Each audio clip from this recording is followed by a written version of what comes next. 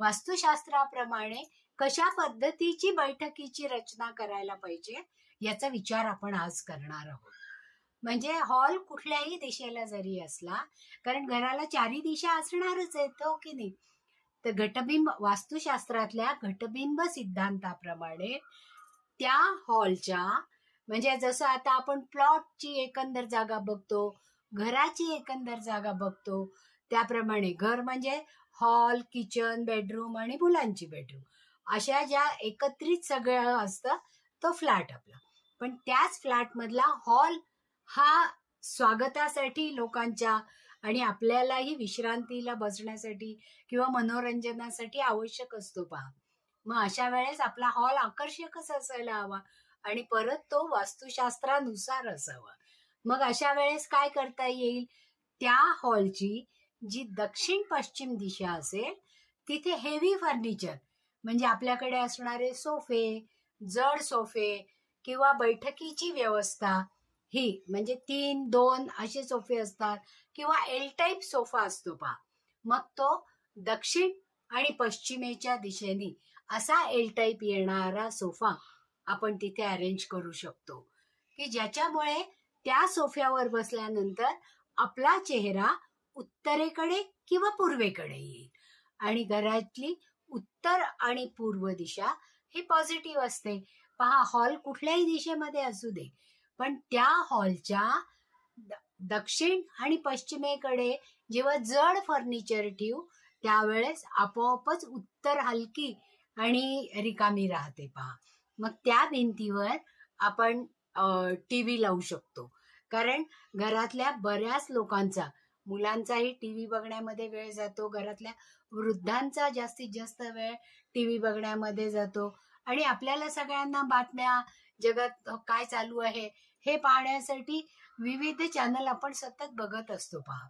मग त्यावेळेस या चॅनलचा म्हणजे आपला जो टीव्ही बघण्याचा वेळ आहे तो दक्षिणेकडे पाठ करून, उत्तरेकडे मुख करून किंवा पश्चिमेकडे पाठ करून, पूर्वेकडे तोंड करून ही पॉझिटिव्ह ऊर्जा ऍब्सॉर्ब करता येते आणि जास्तीत जास्त वेळ आपण तिथे बसलो तर त्याचा आपल्यावर परिणाम होत नाही. मग हॉल जसं सांगितलं त्याप्रमाणे आता जेव्हा बाल्कन्या हॉलमध्ये घेतल्या जातात त्यावेळेस त्याच्यावर बीम असतो पहा आणि मग तो बीमही घरामध्ये येतो. मग अशा वेळेस बीमच्या अलीकडे आणि पलीकडे असं बसणाऱ्या लोकांना त्यांच्या विचारामध्ये मतभेद निर्माण होऊ शकतात किंवा बरोबर बैठकीची व्यवस्था जर त्या हॉलमध्ये त्या बीमच्या खाली गेली तर सतत बीम डोक्यावर राहील आणि त्यामुळे आपल्याला विविध आजार निर्माण होतील. की बीम जेव्हा जेव्हा आपल्या डोक्यावर असेल त्यावेळेस डोकेदुखी, सांधेदुखी किंवा सतत हेवी वाटणं, स्पॉन्डिलायटिस, सांधेदुखी अशासारखे आजार उद्भवण्याची शक्यता असते. ज्यावेळेस बीम हे जडत्व आहे, त्याच्या खाली आपण सतत बसू त्यावेळेस ते ओझं सतत आपल्या डोक्यावर राहणार आहे आणि त्याचा परिणाम आपल्या आयुष्यावर म्हणजेच आपल्या आरोग्यावर होणार आहे. तर असे जे बीम आपण अशा ज्या बाल्कन्या आपण आत घेतलेल्या आहेत त्यावेळेस त्या बीमच्या खाली फर्निचर येणार नाही, याची बैठकीची व्यवस्था त्याच्या खाली होणार नाही, ही काळजी आपण घेऊ. नाईलाज जर असेल आपला तर काय करणार, मग अशा वेळेस त्या बीमला पॅनलिंग करून घ्यायचं की जे पॅनलिंग केल्यामुळे त्या बीमची निगेटिव्ह शक्ती जी असते ती डायरेक्ट आपल्यावर येऊन आदळत नाही आणि त्याचा परिणाम आपल्या आरोग्यावर होत नाही. तर अशा पद्धतीने जेव्हा आपण हॉलमध्ये बसतो, कारण आपल्याला सगळ्यांनाच माहिती पूर्वेला सूर्य उगवतो त्यामुळे पूर्वेकडनं येणारी एनर्जी ही जैविक एनर्जी आहे आणि उत्तरेकडनं येणारी उत्तरी कुबेराची दिशा आहे. तर तिथून येणारी दिशा ही आपल्याला विविध अपॉर्च्युनिटी घेऊन येते, वेगवेगळ्या संधी मिळतात आणि त्या संधी सतत चालू राहतात आणि त्या घेण्याचा उत्साह आपल्यामध्ये राहतो.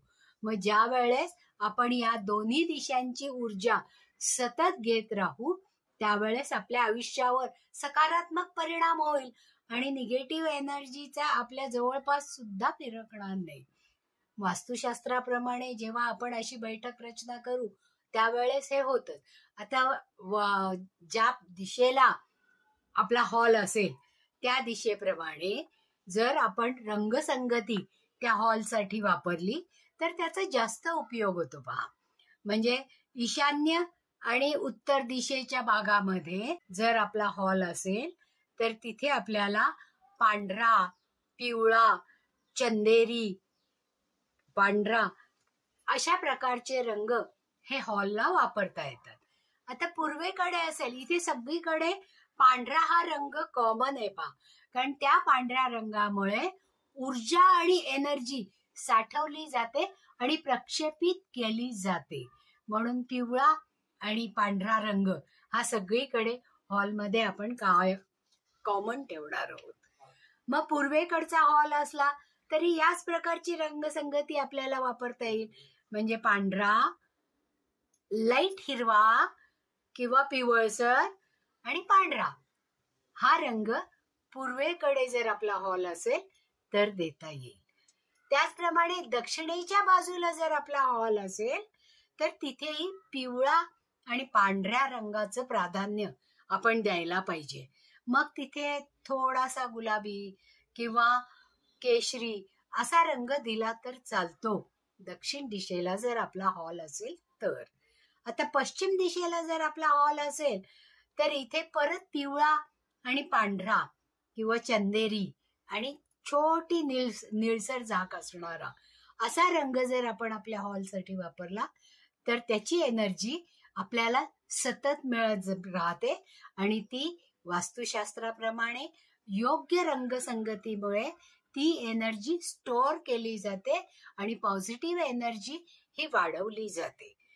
आता आपण पाहिलं की टीव्ही उत्तर दिशेला हवा किंवा पूर्व दिशेला हवा, बैठकीची व्यवस्था दक्षिण पश्चिमेच्या भागामध्ये असावी, खिडक्या ज्या असतील त्या जास्तीत जास्त पूर्व आणि उत्तरेच्या दिशेला असणाऱ्या खिडक्या असाव्यात.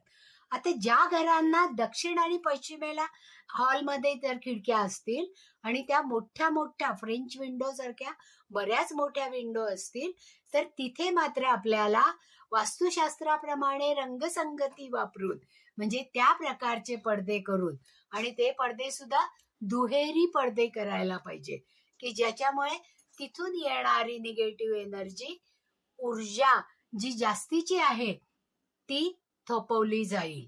की ज्याच्यामुळे पडदे पिवळसर पिवळा पडदे किंवा निळसर पडदे जर पश्चिम किंवा दक्षिण दिशेला असतील तर असे डबल कलरचे पडदे आपण तिथे वापरू शकतो आणि त्यातून आपण त्या दिशाकडनं येणारी एनर्जी ही कंट्रोल करू शकतो. त्याचप्रमाणे प्रकाश व्यवस्था ही सुद्धा ज्या वेळेस आपण दक्षिणेकडे पाठ करून बसतो तेव्हा आपोआप आपल्या डोक्यावर उजेड राहतो पहा आणि त्याचं रिफ्लेक्शन टीव्हीवर पडतं. म्हणजे टीव्हीवरचा लाईट लावण्याची गरज लागत नाही. त्यामुळे प्रकाश हा पूर्व दिशेकडे आणि उत्तर दिशेकडून रिफ्लेक्ट होतो आणि हा प्रकाश आपल्याला एनर्जी घेऊन येतो. आता जेव्हा हॉलचा दरवाजा, कारण हा मुख्य दरवाजा आहे पहा, त्या दरवाजातूनच आपण आत येतो.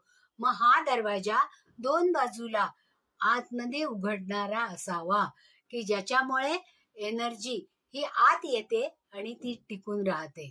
कारण मुख्य दरवाजामुळे येणाऱ्या अपॉर्च्युनिटी, संधी आणि लक्ष्मी ही सगळी तिथूनच आतमध्ये येत असते.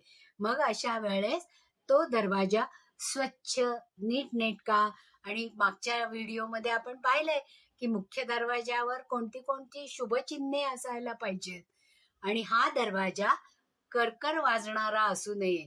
असा जर वाजत असेल तर देवाच्या आपल्या वातीमध्ये, तेलाच्या वातीमधलं तेल जर आपण त्याच्या बिजागिरींना लावलं तर तो आवाज ताबडतोब थांबतो की ज्याच्यामुळे घरामध्ये करकर कटकट राहणार नाही आणि निगेटिव्ह एनर्जी वास करणार नाही आणि तिचा प्रवेश होणार नाही.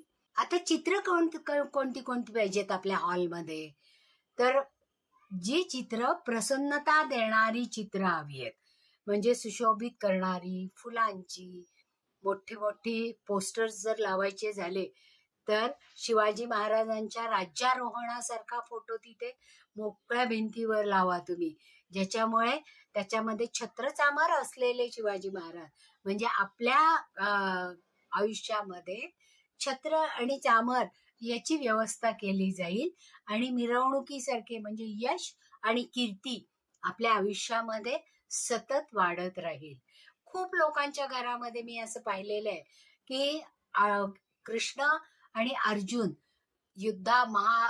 महाभारतातला कृष्ण आणि अर्जुन रथावर स्वार होऊन कृष्ण अर्जुनाला काही ज्ञानाच्या गोष्टी सांगतो. ही फ्रेम लावलेली असते, पण ही फ्रेम हॉलमध्ये कधीही ठेवू नका. त्याच्यामुळे भावाभावांमध्ये कलह निर्माण होऊ शकतो, घरामध्ये कलह निर्माण होऊ शकतो. म्हणजे दिसायला जरी ती आकर्षक असली तरी सुद्धा ही फ्रेम लावलेली असते, पण ही फ्रेम हॉलमध्ये कधीही ठेवू नका. त्याच्यामुळे भावाभावांमध्ये कलह निर्माण होऊ शकतो, घरामध्ये कलह निर्माण होऊ शकतो. म्हणजे दिसायला जरी ती आकर्षक असली तरी सुद्धा ही फ्रेम तुम्ही हॉलमध्ये कधीही लावू नका. तसेच प्राण्यांचे, विविध प्राण्यांचे चेहरे, त्यांची कातडी किंवा हिंस्र प्राण्यांचे फोटो हे तर मुळीच घरामध्ये असू नये, ज्याच्यामुळे निगेटिव्ह एनर्जी तर येतेच येते आणि ती साठवून ठेवली जाते. त्याचप्रमाणे लाकडाचे वेगवेगळे चेहरे मिळतात पहा, की ज्यांना डोकं नसतं, तिथे पोकळी असते, आणि असे भिंतीवर शोभेसाठी म्हणून खूप घरांमध्ये सिक्वेन्सनी लावलेले मी पाहिलेले आहेत. तर याच्यामुळे घरामधल्या लोकांचा आदर केला जात नाही, कारण त्या जे मॉडेल्स असतात त्यांना डोकं नसतं, ते नुसते डेकोरेटिव्ह असतात. चेहरा, नाक, कपाळ सगळं असतं, पण डोक्याच्या वरचा भाग नसतो.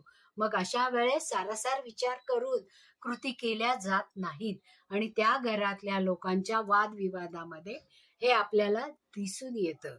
तर अशा अशा कोलाज किंवा फ्रेम्स किंवा मॉडेल्स ही हॉलमध्ये कधीही लावू नका, की ज्याच्यामुळे येणाऱ्या पाहुण्यांमध्ये किंवा आपल्याला भेटायला येणाऱ्या लोकांमध्ये सुद्धा कलह निर्माण होऊ शकतो, वादविवाद वाढतो आणि तो वादविवाद निष्कारणच झालेला वादविवाद असतो. त्याचप्रमाणे आपल्या घरामध्ये मृत व्यक्तींचे फोटो असतात पहा. पूर्वीच्या वाड्यांमध्ये गेलो तर सबंध 10 पिढ्यांचे मृत व्यक्तींचे फोटो लावलेले असायचे पहा. पण ते वाडे होते आणि एवढे मोठे मोठे फोटो होते. आत्ताच्या काळामध्ये आपल्याला आपले मृत व्यक्ती कितीही प्रिय असले तरी त्यांच्या फोटोमध्ये जर आपण त्यांना बांधून ठेवलं तर त्यांना त्रास होतो, त्यांना मुक्ती मिळत नाही. म्हणून मृत व्यक्तींचे फोटो भिंतीवर लावू नका. हॉलमध्ये तर नकोच नको, पण घरामध्ये सुद्धा नको. तिथीच्या वेळेस त्यांच्या फोटो काढा, पूजा करा, त्यांना नैवेद्य दाखवा आणि परत दुसऱ्या दिवशी जागेवर ठेवून टाका. कारण मनामध्ये आपल्या त्यांच्याबद्दल आदर आणि प्रेम हे असतंच. मग त्याच्यासाठी हे वेगळं काही करण्याची गरज नसते. तर ज्या वेळेस, कारण हॉलमध्ये आपण कम्युनिकेशन साधतो, एंटरटेनमेंट होते, मग ती वास्तुशास्त्राप्रमाणे जास्तीत जास्त उच्च दर्जाला जाणारी असायला पाहिजे ना. मग त्यावेळेस त्यात असणारी रंगसंगती, त्यात असणारी बैठक व्यवस्था, त्यात असणारी झाडं जी आता वास्तुशास्त्राप्रमाणे पावसाळ्यामध्ये आपण निरनिराळी झाडं, त्याच्यामुळे जिवंत एनर्जी मिळते, की जी झाडं घरामध्ये असली म्हणजे कोरफड किंवा पांढरं कमळ किंवा छोटी छोटी जी झाडं असतात, जेड प्लांट, अशासारखी झाडं जर हॉलमध्ये ठेवली तर ती जास्त एनर्जी निर्माण करतात. तर हे वृक्ष नक्कीच आपल्या हॉलमध्ये असायला हवे. तर आपल्या बैठकीची रचना करताना वास्तुशास्त्राप्रमाणे हे सगळे मुद्दे आपण लक्षात ठेवणार आहोत. कारण घटबिंब सिद्धांताप्रमाणे त्या त्या दिशांचा वापर त्या त्या गोष्टींसाठी आपल्या ज्या ऋषीमुनींनी सांगितलेले आहेत त्याप्रमाणे केला तर त्याचा नक्कीच आपल्याला फायदा होतो आणि आपले आयुष्य हे सुरळीत, आरोग्यपूर्ण, समृद्धीचं राहतं आणि लक्ष्मी आलेली आपल्या घरामध्ये टिकून राहते.